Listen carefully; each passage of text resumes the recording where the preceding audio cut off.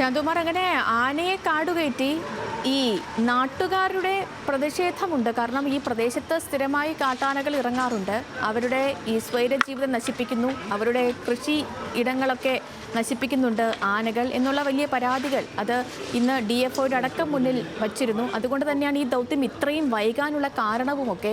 ഇപ്പോൾ ആനയെ കാടുകയറ്റി തന്നെ വിട്ടിരിക്കുകയാണ്. ഈ ആന തിരിച്ചിനി വീണ്ടും ഈ നാട്ടിലേക്ക് ഇറങ്ങാനുള്ള, ഇവരുടെ ഈ കൃഷിയിടങ്ങളിലേക്ക് എത്താനുള്ള സാധ്യതയും വളരെ കൂടുതലാണ്. അപ്പോൾ ഈ ജനരോഷത്തെ ഇനി തണുപ്പിക്കാൻ വനം വകുപ്പ് എന്താകും മുന്നോട്ട് വയ്ക്കുക?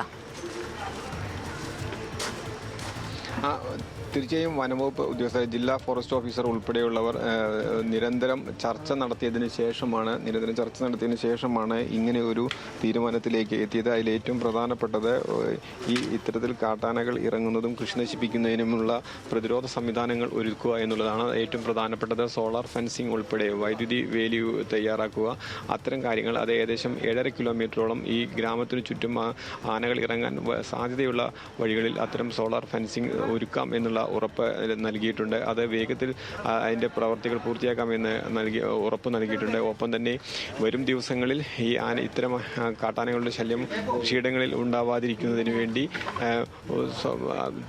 ഉദ്യോഗസ്ഥർ, പരിശീലനം ലഭിച്ച വനംവകുപ്പ് ഉദ്യോഗസ്ഥർ മുഴുവൻ സമയം രാത്രി ഉൾപ്പെടെ പ്രദേശത്തെ ക്യാമ്പ് ചെയ്യുന്ന ഒരു സാഹചര്യം ഉണ്ടാകുമെന്ന് ഉറപ്പ് നൽകിയിട്ടുണ്ട്.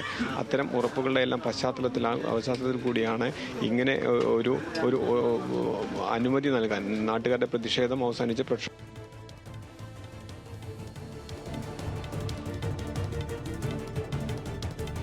മലപ്പുറം അരീക്കോട് കിണറ്റിൽ വീണ കാട്ടാനയെ കരക്കെത്തിച്ചു. ആനയെ കാട് കയറ്റി വിട്ടിരിക്കുകയാണ്. ആനയെ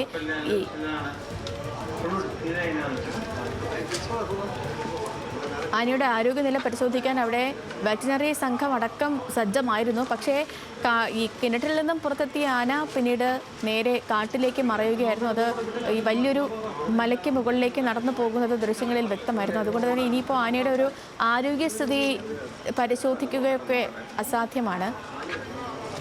ആനയുടെ പോക്കിലും അത് വലിയൊരു അവശനാണ് എന്നുള്ളൊരു സൂചനയൊന്നുമില്ല. ആന ആരോഗ്യത്തോടു കൂടി തന്നെയാണ് ആ കാട് കയറിപ്പോയതുമൊക്കെ ദൃശ്യങ്ങളിൽ കാണാൻ കഴിയുന്നത്. ഇനിയെങ്കിലും ഇവരുടെ ഈ നാട്ടുകാരുടെ വലിയ ഉറപ്പുകളൊക്കെ നൽകിയിരുന്നു.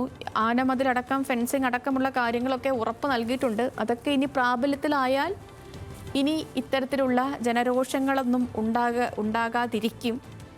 എന്താണെന്ന് ഇനി വരും മണിക്കൂറുകളിൽ അറിയാം. പ്രദേശവാസികൾ ഈ വിഷയത്തിൽ ഇനി എന്ത് നിലപാട് സ്വീകരിക്കുമെന്ന്. ഏതായാലും ആന വലിയ ദൗത്യത്തിനുള്ളിൽ ആന കരയ്ക്ക് കയറിയിട്ടുണ്ട്.